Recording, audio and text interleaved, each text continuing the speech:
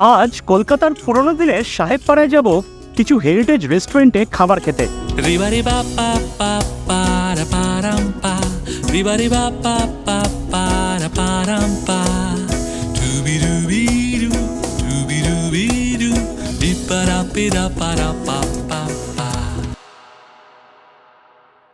British এরা থেকে কলকাতার নাইট লাইফের প্রাণকেন্দ্র হলো পার্ক স্ট্রিট। স্বাধীনতার পরে 1950-এর দিকে পার্ক স্ট্রিটে বেশ কয়েকটা নাইট ক্লাব গজিয়ে ওঠে, কিন্তু সময়ের সাথে অনেক রেস্টুরেন্ট আর নাইট ক্লাব এখন বন্ধ হয়ে গেছে। তার মধ্যেও বেশ কিছু রেস্টুরেন্ট এখনও মাথা উঁচু করে দাঁড়িয়ে আছে। আজকে যাব এমন কিছু হেরিটেজ রেস্টুরেন্টে খাবার খেতে, কিন্তু তার আগে যদি এখনও এই চ্যানেলটাকে সাবস্ক্রাইব না করে থাকেন তাহলে অনুরোধ রইল চ্যানেলটাকে সাবস্ক্রাইব করে নেওয়ার। 1927 সালে ব্যস্ত পার্ক স্ট্রিটে এক সুইস দম্পতি মিস্টার অ্যান্ড মিসেস ফ্লুরি একটা টি রুম আর বেকারি খোলেন, যাকে আমরা আজকে ফ্লুরিজ নামে চিনি। মজার বিষয় হলো, যখন এই বেকারি খোলা হয় এর নাম ছিল অন্য কিছু। সে বিষয়ে কথা আমি একটু পরে বলছি।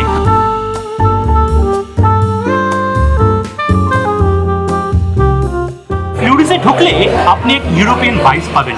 ইনফ্যাক্ট ফ্লুরিজের মেনুতেও আপনি ইউরোপিয়ান খাবারের ইনফ্লুয়েন্স পাবেন। ইন্টারেস্টিংলি বাঙালি খাবারের সাথে কিন্তু ফ্লুরিজের দূর দূর অব্দি কোনো সম্পর্ক নেই, তবুও কলকাতার ফুড কালচারে ফ্লুরিজের নাম সবচেয়ে উপরে আসে।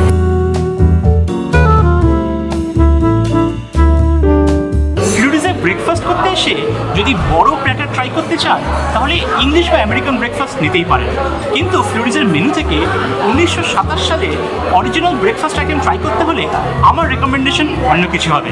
যেরকম আমি প্রথমে নিয়েছি চিকেন অমলেট।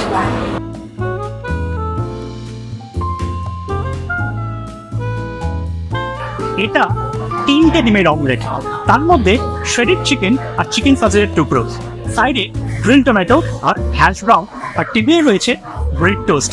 টোস্ট আপনি বাটার বা জ্যাম দিয়ে ট্রাই করতে পারেন।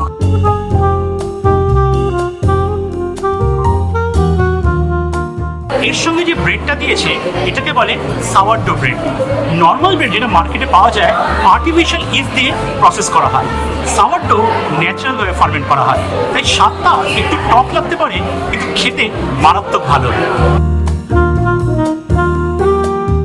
হ্যাশ ব্রাউন হচ্ছে আলু গ্রেট করে ওর প্যাটি তৈরি করা হয়, তারপর সেটাকে ডিপ ফ্রাই করা হয়। আউটকাম হলো এরকম ক্রিস্পি গোল্ডেন ব্রাউন আর একদম পারফেক্ট রাউন্ড শেপ। ব্রেকফাস্টের মেনুতে আরও একটা আইটেম আছে যেটা লোকে আজকাল অর্ডার করে না, তার কারণ হলো মেনুর প্রথম পাতার পরে কেউ এগোয় না। 1960-এর দিকে ফ্লুরিজের মেনুতে অ্যাড হয়েছিল বিনস অন টোস্ট। যদি আমাকে ডিশটা এক্সপ্লেন করতে হয়, জলে ভেজানো বিনস টমেটো পিউরির সঙ্গে বেক করে একটা থকথকে গ্রেভি আসে, সেই গ্রেভিকে ঢেলে দেওয়া হয় পাউরুটির ফালির ওপরে। জানি না ক্যামেরায় কতটা দেখাতে পারছি, এই যে পাউরুটির ফালি নর্মাল পাউরুটির স্লাইসের থেকে কিন্তু অলমোস্ট ডাবল থিকনেস, তার কারণ যাতে গ্রেভির সাথে পাউরুটি মিশে একটা মাসি টেক্সচার বা ক্যাটকেটে টেক্সচার না হয়ে যায়। বেক বিনসের স্বাদ এক্সপ্লেন করতে হয় তাহলে টমেটো পিউরির টক মিষ্টি স্বাদ, সঙ্গে গোলমরিচের ঝাঁজ। ইংরেজ খাবারে একটা দেশি টুইস্ট আনার জন্য সাইডে কুচো করা পেঁয়াজ আর লঙ্কা আর গ্রেট করা চিজ।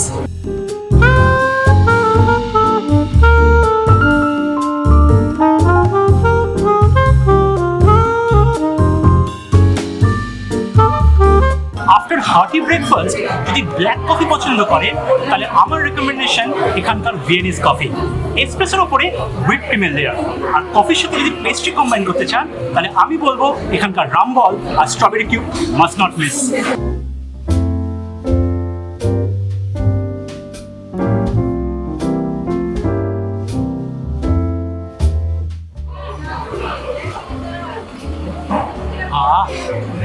What a flavour!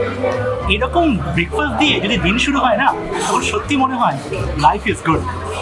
আজকে যা খেলাম দুজনে মিলে খেলে মোটামুটি পকেট পেঞ্চ 1500 টাকার মতো পড়বে। আর এই ক্যাফে খোলা 365 দিন, সকাল 6টা থেকে রাত্রি 12টা পর্যন্ত। কীভাবে আসবেন তার জন্য গুগল ম্যাপের লিঙ্কটা আমি ডিসক্রিপশনে দিয়ে রাখলাম। 1939 সালে ফ্লুরিজের উল্টো দিকে খোলে আরও একটি রুম, যার নাম হলো ট্রিঙ্কাস। ট্রিঙ্কাস আর ফ্লুরিজের একটা ইন্টারেস্টিং কানেকশন আছে। চলুন ভেতরে যাই, ভেতরে গিয়ে সব বলছি।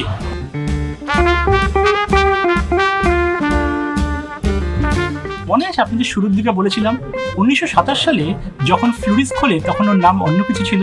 মিস্টার ফ্লুরি আর মিস্টার ট্রিঙ্কা জয়েন্ট ভেঞ্চারে শুরু করে ফ্লুরি আর ট্রিঙ্কা। 1939 সালে কোনো কারণে সেই পার্টনারশিপ ভেঙে যায়। রাস্তার উল্টো দিকে খোলে আরেকটা টি রুম, যার নাম হয় ট্রিঙ্কাস। 1959 সালে সেই ট্রিঙ্কাসের হাত বদল হয়ে শুরু হয় রেস্টুরেন্ট। ট্রিঙ্কাসের ইন্টেরিয়র আর অ্যাম্বিয়েন্স আপগ্রেড হলেও সেই ওল্ড ওয়ার্ল্ড চার্মটা কিন্তু এখনও আছে। উঁচু সিলিং, কমফোর্টেবল সোফা আর এরকম চওড়া কাচের জানলা। কলকাতা মুম্বাইয়ের পুরোনো দিনের সিনেমা জগতের অনেক তারকাদের পছন্দের জায়গা ছিল ট্রিঙ্কাস। প্রথমে নিলাম স্টার্টারে চিকেন ড্রামস অফ হেভেন। আমরা যেরকম ড্রামস অফ হেভেন থেকে অভ্যস্ত, এটা কিন্তু সম্পূর্ণ আলাদা। কোনো সসে টস করা হয় না, ডিপ ফ্রাই করা হয়, আর এর সঙ্গে থাকে in house Sichuan sauce. Outer কোটিংটা একদম ফ্লেকি ক্রিস্পি, ভেতরে ধোঁয়া ওঠা ম্যারিনেট করা মাংস। আর এটা যখন খাবেন এর সঙ্গে দেওয়া চিলি গার্লিক ডিপটা দিয়ে খাবেন। যারা ঝাল পছন্দ করেন তাদেরও বলছি সাবধানে খাবেন। এক পোর্শনে 6 পিস ড্রামস অফ হেভেন পাবেন।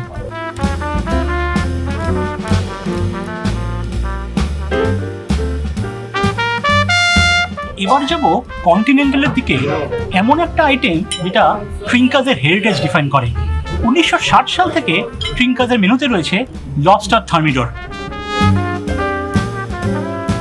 লবস্টারের শেল থেকে মাংসের টুকরো বার করে ক্রিমি হোয়াইট ওয়াইন সসে কুক করা হয়।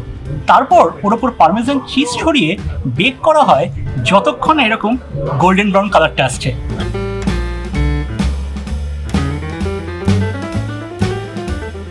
এত ক্রিমি ফিনিশ, নতুন করে আর এর টেস্ট নিয়ে বলার কিছু নেই, একদম পিওর নস্টালজিয়া। এর সঙ্গে সাইডে যেই ম্যাশ পটেটোস আর সতে করা কড়াইশুঁটি দিয়েছে, ওপরে গোলমরিচ দিয়ে as a side dish enjoy করবেন। যদি ইন্ডিয়ান স্টার্টার প্রেফার করেন তাহলে আমার পছন্দ হলো এখানকার মুর্গ মখমালি চিজ কাবাব। প্রিপারেশনটা বোঝাতে হলে চিকেন কাবাবের উপরে মজরেলা চিজ দিয়ে বেক করা, তার উপরে দেওয়া হয়েছে বেরেস্তা বা ফ্রাইড অনিয়ন। অনিয়নের মিষ্টি স্বাদ আর চিজের ট্যাঞ্জিনেসের কম্বিনেশনটা বেশ ভালো লাগছে। প্রতি কামড়ে ফ্রাইড অনিয়নের ক্রিসপিনেসটাও ভালো লাগবে।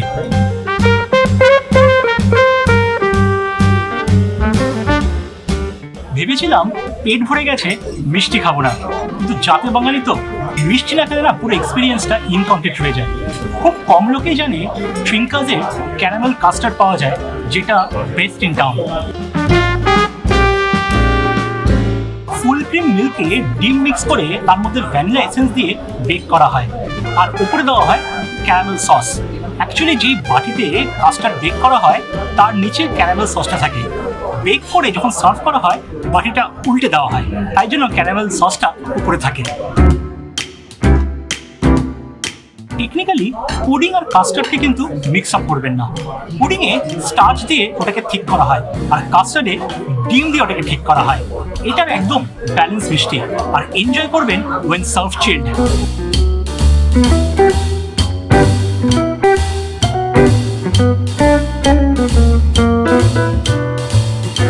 আজকে এখানে যা যা খেলাম তার পকেট বিল ধরে নিন দুজনের জন্য 1200 টাকা থেকে 1500 টাকা। রেস্টুরেন্ট খোলা 365 দিন, দুপুর 12টা থেকে রাত্রি 12টা। 1961 সাল থেকে ট্রিঙ্কাসে প্রত্যেক দিন লাইভ পারফরমেন্স হচ্ছে। উষা উত্তম এখানে নিজে বহু বছর পারফর্ম করেছেন, আর একমাত্র এই রেস্টুরেন্ট যে পার্ক স্ট্রিট এলাকাতে লাইভ মিউজিক কালচারটাকে এখনো ধরে রেখেছে।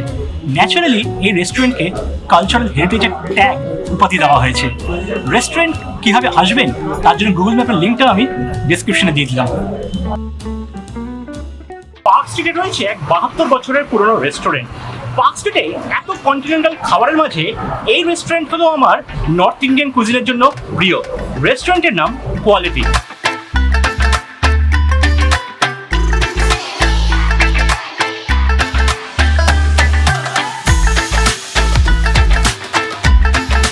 উনিশশো সালে দিল্লির কনট প্লেসে এই ব্র্যান্ড তাদের প্রথম আউটলেট খোলে। ব্র্যান্ডের অরিজিনাল বিজনেস ছিল আইসক্রিম মেকিং, সেই কোয়ালিটি আইসক্রিম মনে আছে? পরবর্তীকালে এই আইসক্রিমের ব্র্যান্ডটাকে বিক্রি করে দেওয়া হয়, যাকে আমরা বর্তমানে কোয়ালিটি ওয়ালস নামে চিনি। 1952 সালে কলকাতার পার্ক স্ট্রিটে এই আউটলেট খোলা হয়। তখন ছিল এটা টি রুম কাম বেকারি। পরবর্তীকালে পার্ক স্ট্রিটে এত কন্টিনেন্টাল খাবারের মাঝে এই ব্র্যান্ড শুরু করে নর্থ ইন্ডিয়ান কুজিন। আজকেও রেস্টুরেন্টের টপ সেলার আইটেম হলো পিন্ডি চানা, যাকে আমরা চানা ভাটুরা বা ছোলে ভাটুরা নামে চিনি। স্বাধীনতার আগে অবিভক্ত ভারতের সময় থেকে পিন্ডি চানার অরিজিনাল রেসিপি। নাম আসে রাওয়ালপিন্ডির পিন্ডি থেকে। এখানকার চানার ক্যারেক্টারিস্টিক্স হলো প্রচণ্ড ড্রাই আর মশলায় মাখা, যেটা আপনি অন্য কোথাও পাবেন না।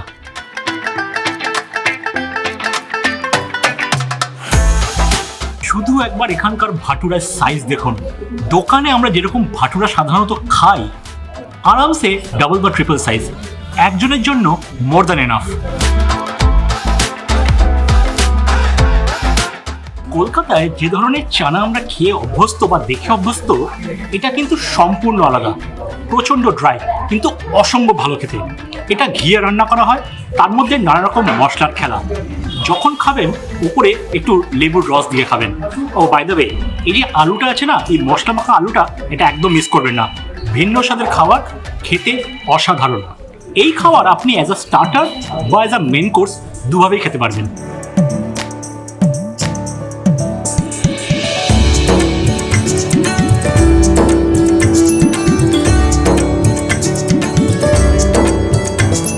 লাস্টলি ডেজার্টে কোয়ালিটির আইকনিক টুটি ফ্রুটি মিস করবেন না।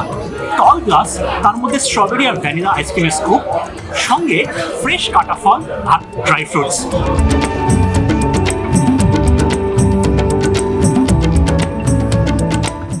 আজকের যুগে কোয়ালিটিতে দুজন মিলে যদি 2 থেকে 3খানা ডিশ খান, খরচা পড়বে 1200 থেকে 1300 টাকা। এই রেস্টুরেন্ট খোলা 365 দিন, দুপুর 12টা থেকে রাত্রি 11টা পর্যন্ত। কীভাবে আসবেন তার জন্য গুগল ম্যাপের লিঙ্কটা আমি ডিসক্রিপশনে দিয়ে রাখলাম। আশা করি আজকের ফুড রিলেটেড কন্টেন্ট আপনাদের ভালো লেগেছে। ভালো লাগলে লাইক আর শেয়ার করতে ভুলবেন না। ফুডি আর কী ধরনের কন্টেন্ট দেখতে চান একটু কমেন্ট সেকশনে জানাবেন, কিন্তু তার আগে চ্যানেলটাকে সাবস্ক্রাইব করে নেবেন। আপনাদের এক একটা সাবস্ক্রিপশন এই চ্যানেলকে অনেক দূর অব্দি সাপোর্ট করবে। তাহলে আসি আজ, দেখা হচ্ছে পরবর্তী এপিসোডে। ততদিন ভালো থাকবেন, সুস্থ থাকবেন। টাটা।